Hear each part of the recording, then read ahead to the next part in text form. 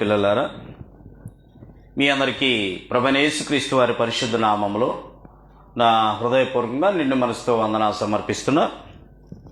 మీ అందరూ కూడా మంచి ఆయుష్ ఆరోగ్యాలతో వర్ధిల్లాలని, మీ కుటుంబములన్నీ కూడా మనుషుల దయందును పెద్దల దయందును దేవుని దయందును అంచెలంచెలుగా దేవుడు ఎదిగింపజేయాలని మనస్ఫూర్తిగా కోరుకుంటూ మీ అందరి కోసం ప్రతిరోజు కూడా మేము ప్రార్థన చేస్తున్నాం. అదేవిధంగా మీ అందరి ప్రార్థన వలన, దేవుని దయ వలన దేవుడు నాకు మరొక అవకాశాన్ని గ్రహించిన విధానం బట్టి దేవునికి కృతజ్ఞతాస్తుతులు సమర్పిస్తూ మీ అందరికీ మరోసారి నా హృదయపూర్వకంగా నిండు మనసుతో వందనాలు సమర్పిస్తున్నా. ఈరోజు అనగా 2025వ సంవత్సరము నవంబర్ నెల 14వ తారీఖు శుక్రవారంలో మనం ఉన్నాం. మరి సమయంలో పరిశుద్ధ గ్రంథముల నుంచి యెహోవా గ్రంథమును పరిశీలించి చదువుకొనుడి, సమస్తమును పరీక్షించి మేలైన దానిని చేపట్టుడి అనే అంశం నిమిత్తమై దేవుని యొక్క వాక్యాన్ని నేర్చుకోవడానికి ప్రయత్నం చేద్దాం. యెహోవా గ్రంథమును పరిశీలించి చదువుకొనుడి, సమస్తమును పరీక్షించి మేలైన దానిని చేపట్టుడి అనే చిన్న అంశం నిమిత్తమై దేవుని యొక్క వాక్యాన్ని నేర్చుకోవడానికి ప్రయత్నం చేద్దాం. మరి సమయంలో జాగ్రత్తగా ఆలోచన చేసినట్లయితే ఇంచుమించు మన చేతిలోనికి పరిశుద్ధ గ్రంథము ఎన్ని సంవత్సరముల నుంచి మనము చదువుతున్నామో నాకైతే తెలియదు, కానీ ఎవరెవరు ఎన్ని సంవత్సరాల నుంచి చదువుతున్నారో నాకైతే తెలియదు. కానీ దేవుని యొక్క పరిశుద్ధ గ్రంథముల నుంచి మాత్రము యెషయా గ్రంథము 34వ అధ్యాయము 16వ వచనంలో, యెషయా గ్రంథం 34వ అధ్యాయం 16వ వచనంలో జాగ్రత్తగా ఆలోచన చేసినట్లయితే యెహోవా గ్రంథమును పరిశీలించి చదువుకొనుడి, యెహోవా గ్రంథమును పరిశీలించి చదువుకొనుడి అని గ్రంథం మనకి తెలియచేస్తుంది. తర్వాత సమస్తమును పరీక్షించి మేలైన దానిని చేపట్టుడి. మొదటి దశలకు రాసిన పత్రిక 5వ అధ్యాయం 21వ వచనంలో మనం చూస్తాం. ఏం చేయాలంట? ఏదైనా మనకు ఒక పుస్తకం కానీ ఏదైనా సరే మనకు ఒక పాంప్లెట్ కానీ మన చేతికి ఇచ్చినప్పుడు మనం ఏం చేస్తాం? చదువుతాం, పరిశీలించి చదువుతాం. పరిశీలించి చదివి అవన్నీ కూడా ఏంటో తెలుసుకుంటాం. తెలుసుకున్న తర్వాత పరీక్షించి మేలైన దాన్ని చేపట్టి ముందుకు వెళ్ళాలని గ్రంథం తెలియజేస్తుంది. ఎవరెవరు ఎంతకాలం నుంచి పరిశీలన చేస్తున్నారో నాకైతే తెలియదు, కానీ సమస్తాన్ని పరీక్షించి ఏ విషయాల్లో మేలైన దాన్ని చేపడుతున్నారో నాకైతే తెలియదు. కానీ జాగ్రత్తగా ఆలోచన చేసినట్లయితే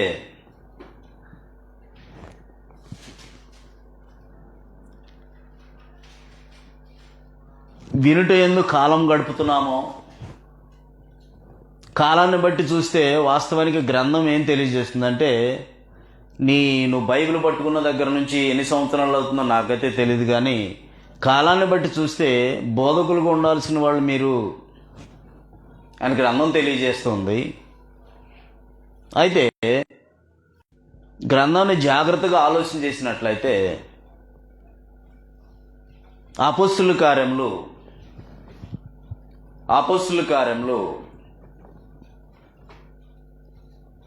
17వ అధ్యాయంలో, అపోస్తలుల కార్యములు 17వ అధ్యాయము 20వ వచనం నుంచి జాగ్రత్తగా గమనించినట్లయితే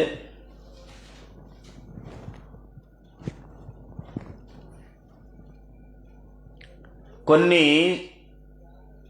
సంగతులను మా చెవులకు వినిపించుచున్న అపోస్తలుడైన పౌలు గారు ఏథెన్సు అనే పట్టణానికి వెళ్ళి దేవుని గురించి చెప్తూ అక్కడ ఏం మాట్లాడుతున్నాడో జాగ్రత్తగా గమనించినట్లయితే, కొన్ని సంగతులు మా చెవులకు వినిపించుచున్నావు గనుక వీటి భావమేమో మేము తెలుసుకొని కోరుచున్నామని చెప్పిరి. ఏథెన్సు వారందరూ కూడా అక్కడ నివసించు పరదేశులను ఏదో ఒక కొత్త సంగతి చెప్పుట ఎందును వినుట ఎందును మాత్రమే తమ కాలము గడుపుచూ ఉండువారు. పౌలు అరేయోపగు మధ్య నిలిచి చెప్పినదేమనగా, ఏదెనుసు వారలారా, మీరు సమస్త విషయములలో అతి దేవతాభక్తి గలవారై ఉన్నట్టు నాకు కనబడతా ఉన్నది. నేను సంచరించుచు మీ దేవతా ప్రతిమలను చూచుండగా ఒక బలిపీఠం నాకు కనబడెను. దాని మీద తెలియబడని దేవునికి అని వ్రాయబడి ఉన్నది. కాబట్టి మీరు తెలియక దేనియందు భక్తి కలిగి ఉన్నారో దానినే నేను మీకు ప్రచురపరుస్తున్నాను అని చెప్పేసి వాళ్ళకి ఏం చెప్తున్నాడంటే, జగత్తును అందరి సమస్తమును సృష్టించిన దేవుడు అని ఆయన ఉన్నాడు. ఊపిరిని జీవమును మనకు అనుగ్రహించాడు. ఆహారాన్ని అనుగ్రహించి ఉల్లాసంగా ఉత్సాహంగా మన హృదయంలో నింపుచున్నాడు అని చెప్పేసి ఇక్కడ తెలియజేస్తున్నాడు. చూడండి, జగత్తును అందరి సమస్తమును నిర్మించిన దేవుడు తానే ఆకాశమునకును భూమికిని ప్రభు అయి ఉన్నందున హస్తకృత్యములైన ఆలయములలో నివసింపడు. ఆయన అందరికీ కూడా జీవమును ఊపిరిని సమస్తమును దయచేవాడు గనుక తనకు ఏదైనా కొదువ ఎన్నట్టు మనుషుల్లో చేతులతో సేవింపబడువాడు కాడు.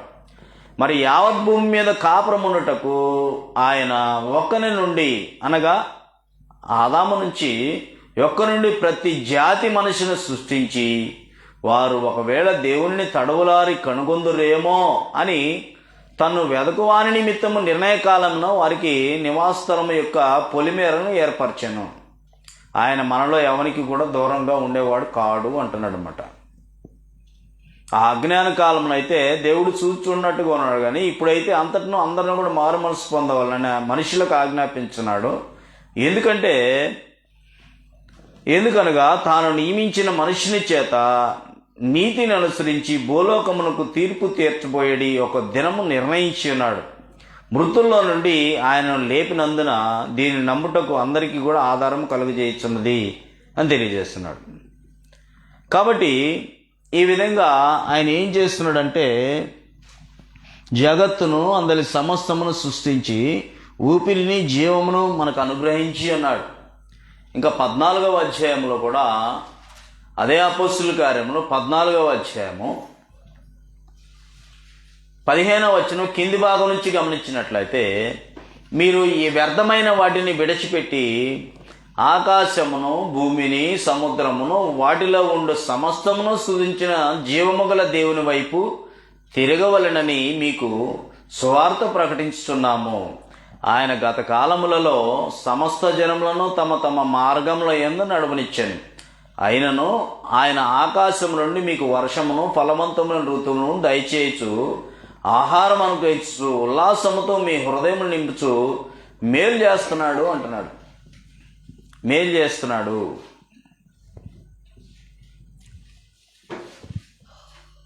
6 రోజులు నేను పని చేసుకోమని మంచి ఆయుష్ ఆరోగ్యాన్ని ఇస్తున్నాడు. శక్తి వంచన లేకుండా నువ్వు 6 రోజులు కూడా పని చేసుకోమని నీకు మంచి ఆయుష్ను ఆరోగ్యాన్ని అనుగ్రహించి జగత్తును అందరినీ సమస్తము సృష్టించి ఊపిరిని జీవమును గ్రహించి మరి ఆహారం గ్రహించి ఉల్లాసంతో ఉత్సాహంతో నీ కడుపు నింపుతూ సంతోషంగా నీ హృదయాన్ని ఉంచుతూ నిన్ను దీవిస్తూ ఆశీర్వదిస్తూ ఉన్నాడు కదా. 6 రోజులు పని చేసుకోమని చెప్తున్నాడు. ఆదివారం అనేది అది దేవుణ్ణి ఆరాధించాలని తెలియజేస్తున్నాడు. మనకి ఎన్ని పనులు ఉన్నప్పటికీ కూడా ఆరాధించవలసిన వారమై ఉన్నాం కదా. ఆరాధించవలసిన వారమై ఉన్నాం. దేవుణ్ణి తెలుసుకోవాల్సిన వారమై ఉన్నాం. దేవుణ్ణి తెలుసుకోవాల్సిన వారమై ఉన్నాం. కాబట్టి జాగ్రత్తగా ఆలోచన చేసినట్లయితే, దేవుణ్ణి తెలుసుకోనకపోతే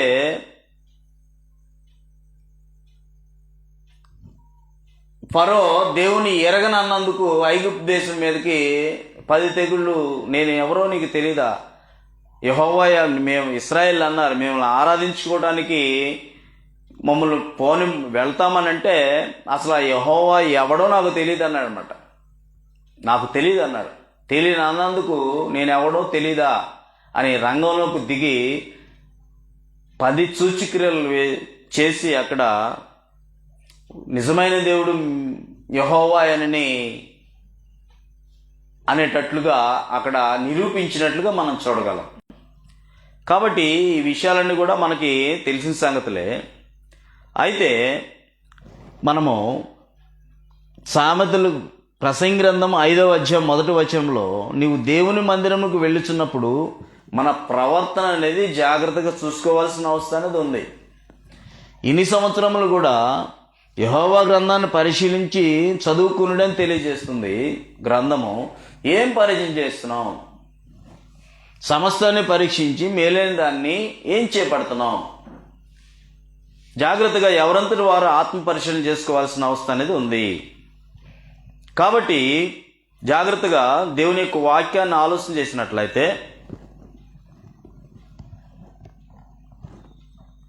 ఇంతకుముందు ఇశ్రాయేలుకి వినిపింపబడితే ఈ యొక్క దేవుని యొక్క వాక్యము వాళ్ళకి ఏమైందంటే నిష్ప్రయోజనమైందంట. ఒకవేళ నీకు కూడా ఏమైనా నిష్ప్రయోజనం అవుతుందా? నిష్ప్రయోజనమైనట్టుగా ఉంటుందా? నిష్ప్రయోజనమే కదా, చదివినా కానీ అందుకని చదవట్లేదా? నేను చేసే ప్రార్థన అంతా కూడా నిష్ప్రయోజనం అవుతుందని ప్రార్థించటం లేదా? లేక చదువుతాం వేస్ట్ అనుకుంటున్నావా? అదే హెబ్రీ పత్రికలో 4వ అధ్యాయము, హెబ్రీ పత్రిక 4వ అధ్యాయం జాగ్రత్తగా ఆలోచన చేసినట్లయితే 2వ వచనంలో వారికి ప్రకటించబడినట్లు మనకును సువార్త ప్రకటించబడెను గాని వారు వినిన వారితో విశ్వాసము గలవారై కలిసి ఉండలేదు. కానీ వారు వినిన వారితో విశ్వాసము గలవారై కలిసి ఉండలేదు గనుక విన్న వాక్యము వారికి నిష్ప్రయోజనమాయను. కలిసి ఉండకపోతే ఏమవుద్ది?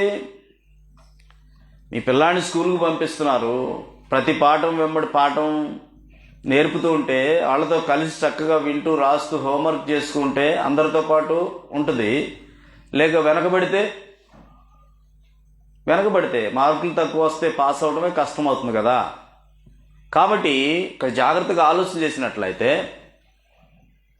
1వ వచనం నుంచి ఆయన యొక్క విశ్రాంతిలో ప్రవేశించదు మనం వాగ్దానము ఇంకా నిలిచి ఉండగా మీరు ఎవడైనానో ఒకవేళ ఆ వాగ్దానం పొందకుండా తప్పిపోవునేమో అని భయము కలిగి ఉందము. వారికి ప్రకటింపబడినట్లు మనకును సువార్త ప్రకటింపబడను. సువార్త అంటే ప్రభువైన యేసుక్రీస్తు వారు చనిపోయారు, సమాధి చేయబడ్డాడు, తిరిగి లేవడం జరిగింది. ఈ యొక్క వార్త మీరు సర్వ సృష్టికి వెళ్ళి సువార్త ప్రకటించండి, నమ్మి బాప్తిసం పొందినవాడు రక్షింపబడి నమ్మడానికి శిక్ష విధింపబడిన గ్రంథం మనకు తెలియజేస్తుంది. మనకు సువార్త ప్రకటింపబడను కానీ వారు వినిన వారితో విశ్వాసము గలవారై ఉండలేదు గనుక విన్న వాక్యం వారికి నిష్ప్రయోజనమైంది. ఎన్ని సంవత్సరాల నుంచి మనం దేవుని యొక్క వాక్యాన్ని పరిశీలన చేస్తున్నాము? సమస్తాన్ని పరీక్షించి ఏం మేలైందని చేపడుతున్నాం. ఎన్ని సంవత్సరాలు అవుతుంది?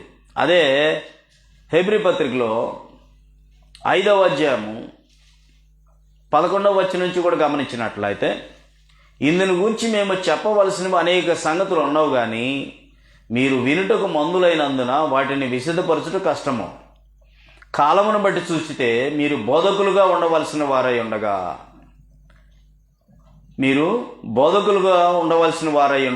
దేవోక్తుల్లో ఒకడు మీకు మరలా బోధింపవలసి వచ్చెను. మీరు పాలు త్రాగవలసిన వారే కానీ బలమైన ఆహారం తినగలవారు కారు. మరియు పాలు త్రాగు ప్రతి వాడును శిష్యువే గనుక నీ వాక్యంలో అనుభవం లేని వాడై ఉన్నాడు. మా వయస్సు వచ్చిన వారు అభ్యాసము చేత మేలు కీడులను వివేచించుటకు సాధకము చేయబడిన జ్ఞానేంద్రియములు కలిగి ఉన్నారు గనుక బలమైన ఆహారం వారికే అంటుంది. ఇంకా ఇంతకుముందు అయితే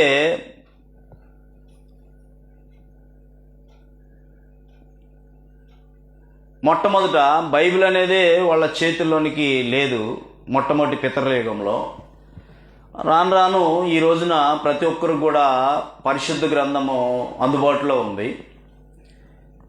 దాన్ని చదవటం మనకి బద్ధకం అనుకుంటే, కళ్ళు చూపు సరిగా కనబడవు అనుకుంటే వినటానికి ఆడియో రికార్డింగ్ కూడా బైబిల్ ఉంది నీకు చక్కగా వినిపించటానికి. లేదనుకుంటే ఇప్పుడు టెక్నాలజీ బాగా పెరిగిపోయింది.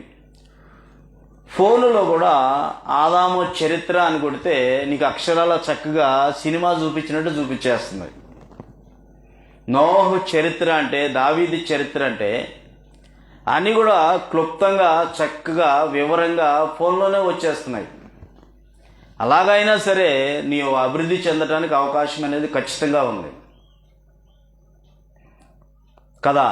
ఇంత టెక్నాలజీ పెరిగినా సరే మనము దేవుని యొక్క వాక్యాన్ని పరిశీలించలేకపోతున్నామంటే, సమస్తాన్ని పరీక్షించి మేలైందాన్ని చేపట్టలేకపోతున్నామంటే, వినిటి అందే కాలం గడుపుతున్నాం. ఏదో ఒకటిలే ఏదో చదువుతున్నాం, ఏదో చేస్తున్నాం అన్నట్లుగా కాలం గడిపేస్తున్నాం. నీ మట్టుకైతే ఇట్లాగుంది. రానున్న తరంలో నీ పిల్లలు వస్తారు. నీ పిల్లలు వచ్చేసరికి నువ్వే బైబిల్ చదవటం వాళ్ళు చూడకపోతే, నువ్వే ప్రార్థన చేయటం వాళ్ళు చూడకపోతే, నువ్వే ఆరాధనకు వెళ్ళటం వాళ్ళు చూడకపోతే వాళ్ళకి ఏం తెలుస్తుంది కదా. న్యాయాధిపతుల గ్రంథంలో 2వ అధ్యాయంలో, న్యాయాధిపతుల గ్రంథము 2వ అధ్యాయం 10వ వచనంలో, ఆ తరము వారందరూ తమ పితరుల యొద్దకు చేర్చబడిరి. ఏ తరం వారు? దేవుడు ఐగుప్తు దేశంలో 430 సంవత్సరంలో గడిపి అక్కడ ఎన్నో సూచక్రియలు చేసి వీళ్ళందరినీ కూడా మోషే ద్వారా బయటికి తీసుకుని వచ్చిన ప్రజలందరూ కూడా, ఆ తరం వాళ్ళందరూ అంట, ఆ తరం వారందరూ తమ పితరుల యొద్దకు చేర్చబడిరి, అంటే చనిపోయి, వారి తరువాత యెహోవానైనను ఆయన ఇశ్రాయేలీల కొరకు చేసిన కార్యములనను ఎరుగని తరం ఒకటి పుట్టగా ఇశ్రాయేలీలు యెహోవా కనుల ఎదుట కీడు చేసి ఐగుప్తు దేశం నుండి వారిని రప్పించిన తమ పితరుల దేవుడైన యెహోవాను విసర్జించి రకరకాల దేవతలను, రకరకాల ఎవరికి ఇష్టం వచ్చిన దారిలో వాళ్ళు వెళ్ళిపోయినట్లుగా చూస్తున్నాం. మీ పిల్లలు కూడా అలాగ వెళ్ళాలని గ్యారంటీ ఏమన్నా ఉందా? రానున్న దినాల్లో జాగ్రత్తగా ఆలోచన చేయండి. జాగ్రత్తగా ఆలోచన చేసినట్లయితే మనకన్నీ కూడా తేట తెల్లగా గ్రంథం తెలియజేస్తుంది కదా. కాబట్టి జాగ్రత్తగా దేవుని యొక్క వాక్యాన్ని ఆలోచన చేసినట్లయితే పరిశీలిస్తేనే, సమస్తాన్ని పరీక్షిస్తేనే మేలైంది ఏంటో తెలుస్తుంది. వినిటేందుకు కాలపు గడుపుతున్నందువల్ల ఉపయోగం ఏమీ లేదు. కాలాన్ని బట్టి చూస్తే వాస్తవానికి బోధకులే ఉండవలసిన వారై ఉన్నారని తెలియజేస్తున్నాడు. అయితే మన పరిస్థితి ఎలాగుంది? అదే హెబ్రీ పత్రిక 4వ అధ్యాయంలో మనం చూసాం. వారికి ప్రకటింపబడినట్లు స్వార్థ ప్రకటిస్తే వాళ్ళకి ఏమైంది? వారు వినిన వారితో విశ్వాసము గలవారై ఉండలేదు కనుక వారికి నిష్ప్రయోజనమైందంట. వారికి నిష్ప్రయోజనమైందని తెలియజేస్తున్నాడు. కోపంతో ఏమన్నాడంటే, ఆ పైన 12వ వచనం జాగ్రత్తగా ఆలోచన చేసినట్లయితే, సహోదరులారా, జీవము గల దేవుని విడిచిపోవునట్టి విశ్వాసము లేని దుష్ట హృదయం మీలో ఎవని యందైనను ఒకవేళ ఉండునేమో అని జాగ్రత్తగా చూసుకొనుడి అంటున్నాడు. సహోదరులారా, జీవము గల దేవుని విడిచిపోవునట్టి విశ్వాసము లేని దుష్ట హృదయము ఎవని యందైనను ఒకవేళ ఉండునేమని జాగ్రత్తగా చూసుకోండి అంటున్నాడు కదా. కాబట్టి దేవుని యొక్క వాక్యము ఎన్ని సంవత్సరాల నుంచి నువ్వు వింటున్నావో, ఎన్ని సంవత్సరాల నుంచి నువ్వు వాక్యాన్ని ధ్యానం చేస్తున్నావో, ఎన్ని సంవత్సరాల నుంచి నువ్వు దాన్ని పరిశీలన చేస్తున్నావో, ఏమేమి పరీక్ష చేసి సమస్తాన్ని పరీక్షించి మేలైనదాన్ని చేపట్టావో నాకైతే తెలియదు. కానీ విన్న వాటిని విడిచిపెట్టి కొట్టుకోకుండా జాగ్రత్తగా చూసుకోమంటాడు. అదే హెబ్రీ పత్రిక 2వ అధ్యాయంలో మొదటి నుంచి గమనించినట్లయితే, కావున మనము వినిన సంగతులు ఏమేమి విన్నాం? కావున మనము వినిన సంగతులను విడిచిపెట్టి కొట్టుకొని పోకూడనట్లు వాటి యందు విశేష జాగ్రత్త కలిగి ఉండవలను. ఎంతవరకు ఉంటున్నాం? కావున మనం వినిన సంగతులు విడిచిపెట్టి కొట్టుకొని పోకున్నట్లు వాటి యందు మరి విశేష జాగ్రత్త కలిగి ఉండవలను. జాగ్రత్త, విశేష జాగ్రత్త.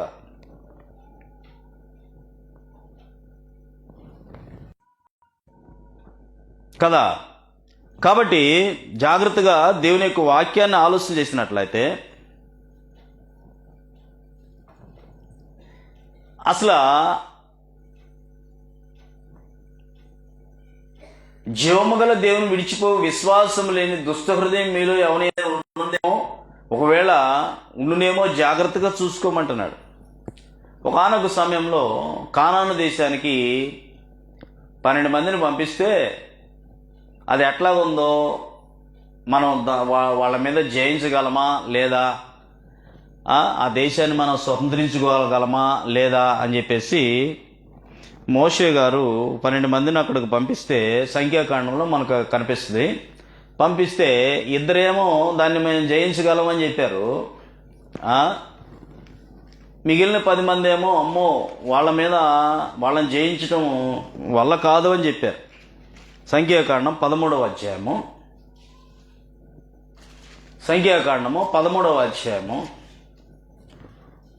30 నుంచి 33 వచనాలు గమనించినట్లయితే, కాలేబు మోషే ఎదుట జనులను నిమ్మలపరిచి మనము నిశ్చయముగా వెళ్ళుదాము, దాన్ని స్వాధీనపరచుకుందాము, దాన్ని జయించుటకు మనకి శక్తి చాలునని ఎవరు చెప్పారు? వెళ్ళిన 12 మందిలో ఇద్దరు చెప్పారు, కాలేబు యెహోషువ చెప్పారు. మిగిలిన వాళ్ళు ఏమంటున్నారు? అయితే అతనితో కూడా పోయిన మనుషులు, ఆ జనులు మనకంటే బలవంతులు, మనం వారి మీదికి పోజాలమన్రి. మరియు వారు తాము సంచరించి చూసిన దేశం గురించి ఇశ్రాయేలుతో కూడా చెడ్డ సమాచారం చెప్పిరి. చెడ్డ సమాచారం విని అసలు పరలోకం ఏంది, పరలోకంలో నువ్వు వెళ్తామేంది, అది అంత అసలు ఉందా లేదా అని చెప్పేసి ఏమన్నా నీకే డౌట్గా ఉన్నదా? ఇశ్రాయేల్లో చెడ్డ సమాచారం మేము సంచరించి చూసిన దేశము, తన నివాసులను భక్షించు దేశము, దానిలో మాకు కనబడిన జనులందరూ ఉన్నత దేహులు, అక్కడ నెఫీలు సంబంధులైన అనాకు వంశపు నెఫీలు సూచితిమి. మా దృష్టికి మేము మిడతల వలె ఉంటిమి, వారి దృష్టికి అట్లే ఇంటిమి. దాన్ని జయించలేమనేమో 10 మంది చెప్పారు, జయిస్తామని 2 చెప్పారు. మరి నువ్వు ఎలాగుంది నీ పరిస్థితి, నా పరిస్థితి? యెహోవా గ్రంథాన్ని పరిశీలిస్తున్నావు, మరి పరలోకానికి వెళతామని నమ్మకం కలుగుతుందా నీకే? లేదా అసలు పరలోకం ఉందనే కదా నీకు డౌట్ వస్తుందా? మొదటి కొరింథీ రాసిన పత్రికలో కూడా ఒక తరం ఉన్నారంట. మొదటి కొరింథీ రాసిన పత్రికలో 15వ అధ్యాయంలో, మొదటి కొరింథీయులకు రాసిన పత్రిక 15వ అధ్యాయము 12వ వచనంలో, క్రీస్తు మృతుల్లో నుండి లేపబడి ఉన్నాడని ప్రకటింపబడుచుండగా మీలో కొందరు మృతుల పునరుద్ధానము లేదని ఎట్లు చెప్పుచున్నారు? మృతుల పునరుద్ధానము లేని ఎడల క్రీస్తు కూడా లేపబడి ఉండలేదు, మరియు క్రీస్తు లేపబడి ఉండని ఎడల మేము చేయు ప్రకటన వ్యర్థమే, మీ విశ్వాసం వ్యర్థమే. దేవుడు క్రీస్తును లేపాను, ఆయన గురించి మేము సాక్షులమని చెప్పి ఉన్నాము కదా అని ఒక పక్క వీళ్ళు ఆయన చనిపోయి సమాధి చేయబడి లేచాడని మా కళ్ళతో మేము చూసామని చెప్తుంటే, 35వ వచనంలో అయితే మృతులు ఎలాగో లేతురు, వారిట్టి శరీరం వత్తురు అని ఒకడు అడుగుతున్నాడంట. ఆ చచ్చిపోయిన వాళ్ళు బతుకుతాం ఎప్పుడైనా చూసారా ఎక్కడన్నా? కళ్ళారా వాళ్ళు కనపడుతుంటే మేము చూసాము, మేము తాకి చూసామని చెప్తున్నా, కానీ మృతులు ఎలాగో లేతురు, వారింటి శరీరంతో పోతురు అని ఒకడు అడుగుతున్నాడు అనమాట. అప్పుడు చెప్తున్నాడు పౌలు గారు, ఓ అవివేకి, నువ్వు విత్తనాలు విత్తుతావు కదా, ఆ విత్తనం చచ్చితే కానీ బ్రతకబడదు కదా. ఏ విత్తనమైనా సరే తీసుకెళ్తే అది చచ్చితే కదా దాంట్లో నుంచి అసలైన జీవం వచ్చేది. అలాగనే ఖచ్చితంగా ఆయన ఎలాగైతే చనిపోయాడో, ఆయన ఎలాగైతే సమాధి చేయబడ్డాడో, ఆయన ఎలాగైతే లేపబడ్డాడో, ఆయన ఎందుకు విశ్వాసం ఉంచిన వాళ్ళు, నమ్మి బాప్తిసం వాళ్ళు పొందిన వాళ్ళు తప్పకుండా లేస్తారు. పరలోకం అనేది ఉన్నది అని చెప్పేసి, పునరుద్ధానం అనేది ఉన్నది అని చెప్పేసి గ్రంథం తెలియజేస్తుంది. నువ్వు కూడా వాళ్ళు అన్నట్లు పునరుద్ధానమే లేదనుకుంటున్నావా? కాబట్టి జాగ్రత్తగా దేవుని యొక్క వాక్యాన్ని ఆలోచన చేయాల్సిన అవసరం అనేది ఉంది. దేవుని యొక్క వాక్యాన్ని జాగ్రత్తగా పరిశీలన చేయాల్సిన అవసరం అనేది ఉన్నది కదా.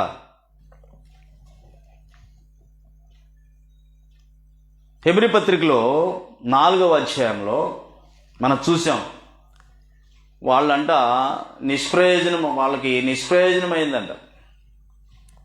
నీకెలా ఉంది? మనకెలా ఉంది? నిష్ప్రయోజనంగా అవుతున్నట్లుగా ఉంటుందా? ప్రయోజనకరంగా ఉంటుందా? అందుకనే అదే హెబ్రీ పత్రిక 6వ అధ్యాయంలో 1 నుంచి అంటాడు, కాబట్టి నిర్జీవ క్రియలను విడిచిపెట్టి మారుమనస్సు పొందుటయు దేవుని యందలి విశ్వాసమును బాప్తిస్మములను గుర్చి బోధయు హస్త నిక్షేపణను మృతుల పునరుద్ధానమును నిత్యమైన తీర్పును అను పునాది మరలా వేయక క్రీస్తును గూర్చిన మూలోపదేశములు మాని సంపూర్ణ మొగుటకు సాగిపోవాలంటున్నాడు. దేవుడు సెలవిచ్చిన ఎడల మనం అలాగూ చేయదము. ఒకసారి వెలిగింపబడి పరలోక సంబంధమైన వరం సూచి పరిశుద్ధాత్మలో పాలివారై దేవుని దివ్య వాక్యమును రాబోయే యుగ సంబంధమైన శక్తుల ప్రభావం అనుభవించిన తర్వాత తప్పిపోయిన వారు ఎందుకు తప్పిపోవచ్చున్నాము? తప్పిపోయిన వారు తమ విషయంలో దేవుని కుమారుని మరలా సిలువేస్తున్నామట, బాహాటంగా ఆయనను అవమానపరుస్తున్నామట. కనుక మారు మనసు పొందినట్లు అటు వారిని మరలా నూతనపరచడం అసాధ్యం అంటున్నాడు. ఎట్లనగా భూమి తన మీద తరచుగా కురియ వర్షము తాగి ఎవరి కొరకు వ్యవసాయం చేయబడినో వారికి అనుకూలంగా పైరులను ఫలించు దేవుని ఆశీర్వాదం పొందును కదా. వర్షం వచ్చే టైంకి రైతు ఏం చేస్తాడు? పొలం అంతా చక్కబరుచుకుని ఏం చేస్తాడు? అంతా కూడా రెడీగా పెట్టుకుంటాడు. భూమి మీద దేవుడు వర్షం కురిపించగానే ఆ భూమి ఏం చేస్తుంది? ఆ వర్షాన్ని తాగి ఆ వ్యవసాయం చేసే వాళ్ళకి చక్కగా వినియోగించబడుతుంది. వాళ్ళు ఏం చేస్తారు? చక్కగా విత్తనాలు వేస్తారు, అనుకూలమైన పైరులను ఫలించు దేవుడు ఆ విధంగా ఆశీర్వాదం పొందును. అయితే ముళ్ళ పొదలను గచ్చ తీగలను దాని మీద పెరిగిన ఎడల సిద్ధపరచుకోకుండా ఉన్నట్లయితే అది ఏముందిలే అని చెప్పేసి వదిలేసి ఏం జరుగుతుంది అక్కడ? అయితే ముళ్ళ తొక్కలను గచ్చ తీగలను దాని మీద పెరిగిన ఎడల అది పనికి రానిదని విసర్జింపబడి శాపం పొందనది అగును. తొదకు దాన్ని ఏం చేస్తాం? మనం తీసుకెళ్ళి కాల్చేస్తాం, అంతే కదా. నీకు జగత్తును అందరినీ సమస్తాన్ని సృష్టించి ఊపిరి జీవాన్ని అనుగ్రహించి ఆహారం అనుగ్రహించి ఉల్లాసంగా నీ హృదయాన్ని సంతోషపరుస్తూ దేవుడు అన్నీ కూడా ఇచ్చి నిన్ను పోషించి సంరక్షించి ముందుకు నడిపిస్తుంటే మరి పనికిరాని భూమిలో పిచ్చి మొక్కలు మొలిచి చివరకు కాల్చేస్తారు. అది ఎందుకు పనికి రాకుండా అవుతుంది? అలాగేమైనా మనం ఉంటున్నామా? ఎందుకు పనికిరాని? ఎప్పటి నుంచో వాక్యం విని ఎప్పటి నుంచో యెహోవా వాక్యాన్ని పరిశీలన చేసి సమస్యాన్ని పరీక్షించి ఎందుకు పనికిరాని వాళ్ళగా తయారవుతున్నామా? ఎవరంతటి వారు ఆత్మ పరిశీలన చేసుకోవాల్సిన అవసరం ఉంది. అందుకనే కదా 4 విత్తనాల గురించి ప్రభువైన యేసుక్రీస్తు వారు ఉపమానం చెప్పాడు. మత్తయి సువార్త 13వ అధ్యాయం, మనకందరికి కూడా తెలిసిన సంగతే, తెలియదేం కాదు. మత్తయి సువార్త 13వ అధ్యాయంలో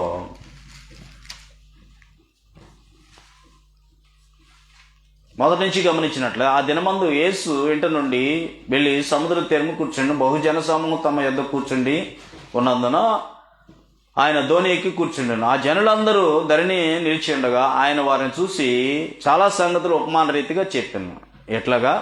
ఎట్లనగా ఇదిగో విత్తువాను విత్తుటకు బయలు వెళ్ళను. వాడు విత్తుచుండగా కొన్ని విత్తనములు త్రోవ పక్కన పడాను, పక్షులు వాటిని వచ్చి మింగివేశాను. కొన్ని చాలా మన్ను లేని రాతి నెలన పడాను. అక్కడ మన్ను లోతుగా ఉండనందున అవి వెంటనే మొలిచాను, కానీ సూర్యుడు ఉదయించినప్పుడు అవి మాడి వేరు లేనందున ఎండిపోయాను. కొన్ని ముండ్ల పొదలో పడిను, మొండ పొదలు ఎదిగి వాటిని అణిచివేశాను. కొన్ని మంచి నేలలు పడి ఒకటి 100 అంతలుగా అంతే కదా. ఒక్క వడ్డీ గింజ ఎన్ని గింజలు వస్తాయి? చాలా వస్తాయి కదా. నూరంతలుగా, ఒకటి 60 ఒకటి 30 ఫలించింది. చెవులు గలవాడు వినుడుగాక అంటున్నాడు. దీని యొక్క భావాన్ని 18వ వచనం నుంచి తెలియజేస్తూ, విత్తువానిని గూర్చిన ఉపమానం భావం వినుడి. ఎవడైనాను రాజ్యమును గూర్చి వాక్యం వినియు, చాలా వింటున్నాం కదా, వినియు గ్రహింపగై ఉండగా దుష్టుడు వచ్చి వాని హృదయంలో విత్తబడిన దాన్ని ఎత్తుకొని పోవును. త్రోవ పక్కన విత్తబడిన వాడు వీడే. రాతి నీళ్ళను విత్తబడిన వాడు వాక్యం విని వెంటనే సంతోషముతో దాన్ని అంగీకరించేవాడు. అయితే దానిలో వేరు లేనందున అతడు కొంతకాలం నిలిచిన కానీ వాక్యము నిమిత్తము శ్రమ అయినను హింస అయినను కలుగ్గానే అభ్యంతరపడును. మొండ్ల పొదలో విత్తబడిన వాడు వాక్యం వినువాడే గాని ఐహిక విచారం వలన, ధనమోహం వలన వాక్యమును అణిచివేయబడిన వాడు కనుక నిష్ఫలుడవును. మంచి నేలను విత్తబడిన వాడు వాక్యం విని గ్రహించువాడు. అట్టివారు సఫలులై ఒకడు 100 ఒకడు 60 ఒకడు 30 ఫలించును అనెను. అది మన పరిస్థితి ఎలాగుంది? నేను ముగింపులోకి వచ్చాను.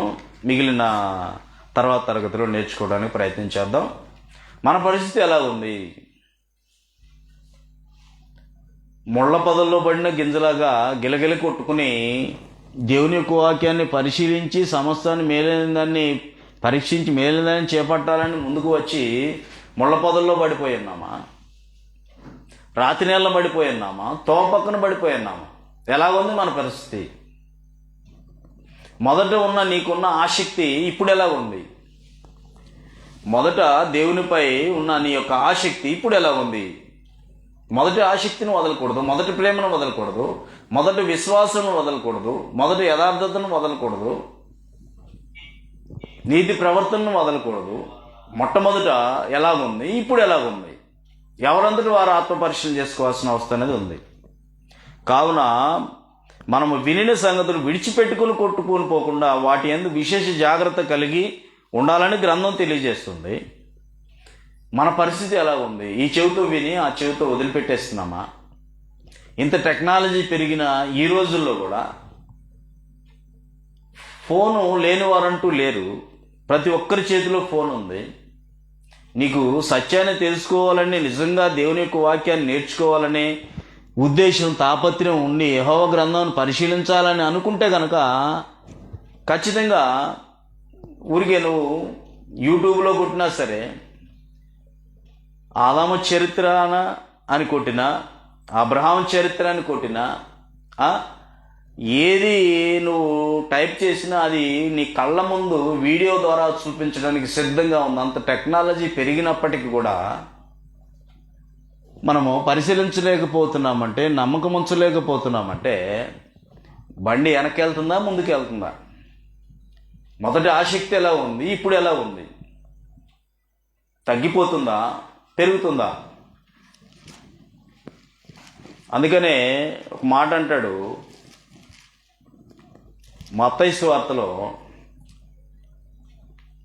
12వ అధ్యాయము 24వ అధ్యాయం 12వ వచనంలో, అక్రమం విస్తరించుట చేత అనేకులు ప్రేమ చల్లారిపోయిందా? దేవుని మీద మీ ప్రేమ చల్లారిపోయిందా? మొదటి ఆసక్తి లేదా? ఎలా ఉంది మన పరిస్థితి? దినదినాభివృద్ధి చెందాల్సిన అవసరం. రోజు రోజుకి వాక్యం వాక్యం అనే పాలను మనం భుజిస్తూ ఉంటే దినదినాభివృద్ధి చెందాల్సిన అవసరం. ఇంకా ఆసక్తి పెరగాల్సింది పోయి ఇంకా తగ్గిపోతుంది. మనకు తెలిసినట్టుగా మొట్టమొదట ఇంతకు ముందు గడిచిన రోజుల్లో ఆలోచన చేసినట్లయితే, ఎక్కడ మీటింగ్స్ అన్నా, ఎక్కడ ప్రార్థన అన్నా గుట్టలు గుట్టలుగా వచ్చి జనం విస్తరించేవాళ్ళు. సరిపోయేది కాదు. చైర్స్ కానీ కూర్చునే ప్లేస్ కూడా సరిపోయేది కాదు. రాను రాను ఆలోచన చేసినట్లయితే ఎలాగుంటుందంటే చాలా సంఖ్య తగ్గిపోతుంది. తేడా ఎక్కడ వచ్చింది? బైబిల్ ఏమన్నా మార్పు చెందిందా అంటే అప్పుడు ఎలాగుందో ఇప్పుడు అలాగే ఉంది. మనలోనే ఆసక్తి తగ్గిపోయింది. మనలోనే పరిశీలించడం మానేసాం. మేలైన దాన్ని చేపట్టడం, వినుటి ఏందే కాలం గడుపుతున్నాం. ఏదో వెళుతున్నాం వస్తున్నాం అన్నట్లుగా. అదే ఇందాక చదువుకున్న ఉపమానంలో 15వ వచనంలో, ఈ ప్రజలు కన్నులారా చూసి చెవులారా విని హృదయంలో గ్రహించి మనసు తిప్పుకుంటున్నారంట. వినటానికైతే వింటున్నారు, కాలం గడుపుతున్నారు అంటున్నాడు. ఈ ప్రజలు కన్నులారా చూసి చెవులారా విని హృదయములతో గ్రహించి మనసు త్రిప్పుకొని నా వలన స్వస్థత పొందకున్నట్లు వారి హృదయము క్రొవ్వినదని, వారి చెవులు వినుటకు మందలైనవి, కనులు మూసుకున్నారంటున్నాడు. కనుక వీరు వినుటకు విందురు కానీ గ్రహింపలేకపోతున్నాం అంటున్నాడు. చూచుమట్టు చూతురు ఎంత మాత్రమో తెలుసుకోవట్లేదు అంటున్నాడు. కాబట్టి జాగ్రత్తగా దేవుని యొక్క వాక్యము, యెహోవా గ్రంథమును పరిశీలించి చదువు. మనకు అర్థం కాకపోతే ఇప్పుడు టెక్నాలజీని బట్టి ఏది అర్థం కాకుండా లేదు. అమ్మో, ఆది కాండం నుంచి ప్రకటన గ్రంథం దాకా ఎలాగ తెలుసుకోగలమండి, అంతా ఇవన్నీ ఎక్కడ గుర్తుపెట్టుకోగలమండి అని చెప్పేసి మనం అనుకున్నట్లయితే ఒక్కొక్కటిగా నువ్వు చదవటానికి బద్ధకమైనా సరే ఆడియోలో నీ చెవులు వినిపించటానికి కూడా సిద్ధంగా రెడీ అయి కూర్చున్నాయి ఇప్పుడు గ్రంథం.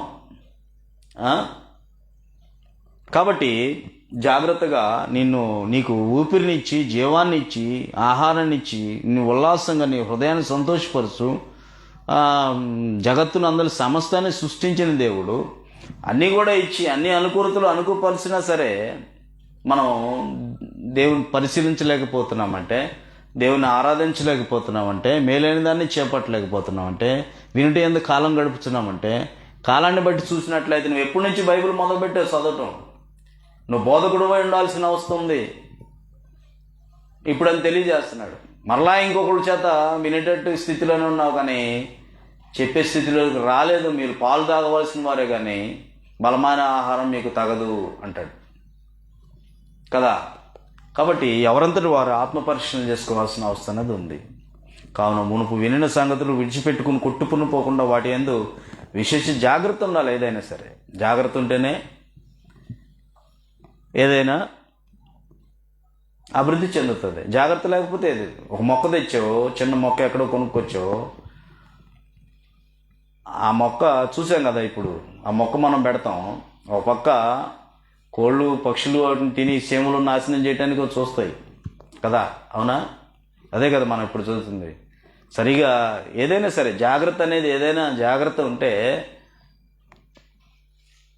అంచెలంచెలుగా అభివృద్ధి చెందడానికి అవకాశం అనేది ఉంటుంది. కానీ జాగ్రత్త అనేది లేకపోతే ఏది కూడా కష్టమే. కాబట్టి మిగిలిన వాక్యం తర్వాత తరగతిలో నేర్చుకోవడానికి ప్రయత్నించేద్దాం. ఎప్పటివరకు ఓపికతో చక్కగా విన్న మీ అందరికీ మరోసారి నా హృదయపూర్వకంగా నిండు మనసుతో వందనాలు సమర్పిస్తూ ముగించేస్తున్నా. మీ అందరు కూడా ఆత్మీయంగా బలపడి స్థిరపడాలనే ఉద్దేశంతో ముందుకు వెళ్తున్నాం. మీ అందరికీ మరోసారి నా హృదయపూర్వకంగా నిండు మనసుతో వందనాలు సమర్పి